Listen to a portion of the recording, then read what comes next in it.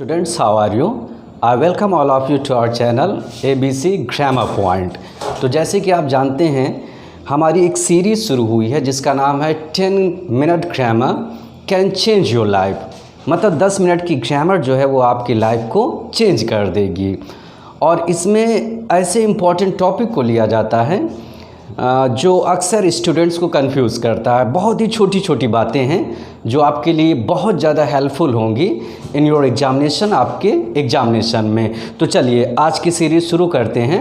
आपके सामने यहाँ पर देख रहे हैं कि आपके सामने दो सेंटेंसेस हैं। पहला सेंटेंस क्या है, 3/4 of the work is done. और दूसरा सेंटेंस आपका क्या है, 3/4 of the work are done. अब ये डिसाइड करना है इसमें आपको कि कौन सा सेंटेंस सही है और कौन सा सेंटेंस गलत है। तो अक्सर प्रॉब्लम ऐसी होती है स्टूडेंट्स को कि वर्ब शुड बी सिंगुलर और प्लूरल, कि वर्ब हमारी सिंगुलर होनी चाहिए या प्लूरल होनी चाहिए। ये बहुत ही कंफ्यूज करने वाला टॉपिक होता है। तो आप डिसाइड करें कि इनमें से कौन सा सेंटेंस सही है। 3/4 of the work is done मतलब 3/4 जो काम है इज़ डन वो पूरा हो गया है, या 3/4 of the work are done मतलब हमें ये देखना है कि वर्ब सिंगुलर होगी या प्लूरल होगी। तो आप चाहें तो टाइम भी ले सकते हैं और उसके बाद आप ये डिसाइड करें कि इनमें से कौन सा सेंटेंस सही है। तो आई होप आपको पता चल गया होगा कि हमारा फर्स्ट सेंटेंस सही है। इसका मतलब कि हमारी वर्ब जो होनी चाहिए इट शुड बी सिंगुलर। ये हमारी क्या होनी चाहिए, सिंगुलर होनी चाहिए। अब हम लोग ये जानते हैं कि क्या रीज़न है कि यहाँ पर वर्ब क्या है, सिंगुलर। क्योंकि स्टूडेंट्स के दिमाग में आता है कि अरे 3/4 क्वार्टर में इस लगा हुआ है, तो इसका मतलब उन्हें ऐसा लगता है कि वर्ब डेफिनेटली क्या होनी चाहिए, प्लूरल होनी चाहिए। लेकिन ऐसा नहीं है। देखिए इसके पीछे रीज़न क्या है।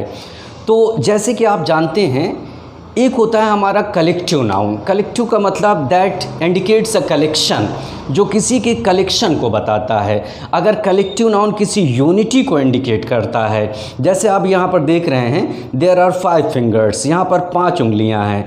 अब ये 5 फिंगर्स क्या हैं, डिवाइडेड हैं। अगर मैंने ऐसे कर दिया तो ये सारी चीज़ें क्या हो गई, यूनाइटेड हो गई। तो एक कहावत बोली जाती है कि united we stand and divided we fall.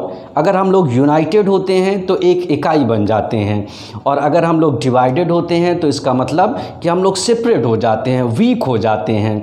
तो उसी तरीके से नाउन में भी देखा जाता है कि अगर कोई कलेक्टिव नाउन एक यूनिटी को इंडिकेट कर रहा है, मतलब एक यूनिट को दिखा रहा है, तो वो हमेशा क्या होता है, सिंगुलर होता है। और अगर उसके अंदर एक तरीके से डिवीज़न है, बंटवारा है, तो डेफिनेटली वो हमारा क्या होता है, प्लूरल होता है। तो चलिए इसको और आसान तरीके से समझते हैं। तो देखिए होता क्या है कि अगर कहीं पर भी आपको यूनिट ऑफ मेज़र मिले, यूनिट ऑफ मेज़र का मतलब क्या होता है, एक पैमाना होता है किसी चीज़ को मेज़र करने का, मापने का, और उसके बाद आपका प्रेपोजिशन आ जाए। प्रेपोजिशन तो आप जानते होंगे, ऑन, अपॉन, ऑफ। तो इस तरीके की वर्ड को हम लोग क्या बोलते हैं, प्रेपोजिशन।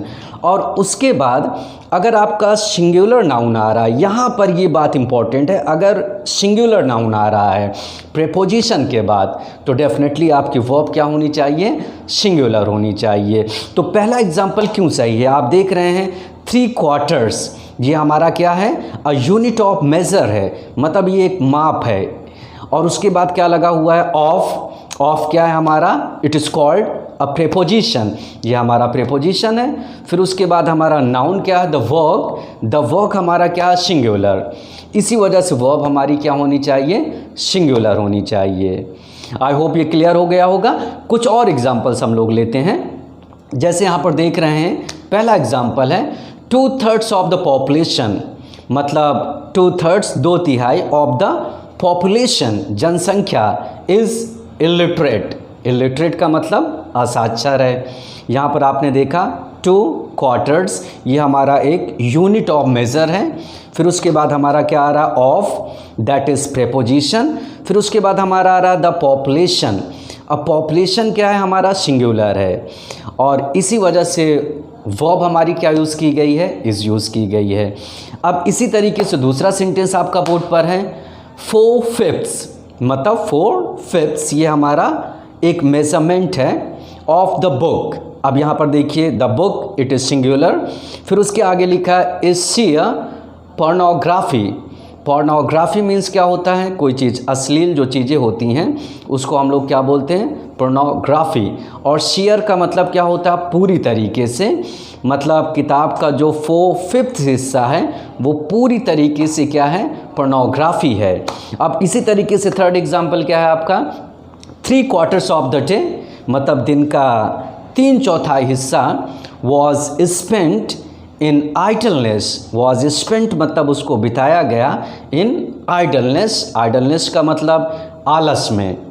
तो यहाँ पर आपने देखा कि नाउन जितने भी सेंटेंसेस मैंने बोले, 3 सेंटेंसेस, तीनों सेंटेंसेस में नाउन क्या है हमारा, सिंगुलर है। और ये चीज़ हमारा किस चीज़ को इंडिकेट कर रहा है, अ यूनिटी, मतलब एक यूनिट को बता रहा है। इसी वजह से वर्ब हमारी क्या है, सिंगुलर है। अब थोड़ी सी हम लोग बात करते हैं कि इनके साथ हमारा प्लूरल भी वर्ब यूज़ करती है।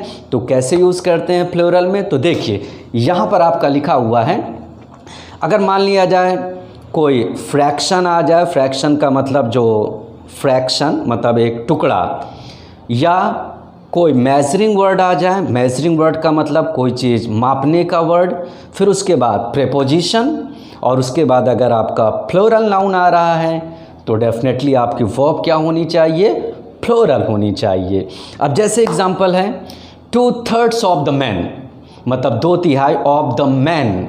अब यहाँ पर आपने देखा मैन लगा हुआ है, मैन, और its plural is called man, मतलब 2/3 of the man are farmers, मतलब 2/3 जितने भी आदमी थे उनमें से 2/3 क्या हैं, आर फार्मर्स। यहाँ पर क्या यूज़ किया गया, आर यूज़ किया गया। इसी तरीके से दूसरा एग्जाम्पल क्या है आपका, 4/5 ऑफ द बुक्स, मतलब किताब का जो 4/5 हिस्सा है, बुक्स कई किताबों की बात कर रहे हैं, वो डैमेज्ड, वो क्या थी, डैमेज्ड थी, मतलब खराब थी। अब इसी तरीके से तीसरा एग्जाम्पल आपका क्या है, 3/4 ऑफ द सोल्जर्स, मतलब 3/4 3/4 of the soldiers, soldiers plural, तो 3/4 ऑफ द सोल्जर्स वो किल्ड, मतलब जितने सोल्जर्स थे उनका 3/4 हिस्सा जो है वो क्या हो गया, किल्ड हो गए। वो किल्ड का मतलब मारे गए। तो आई होप ये क्लियर हो।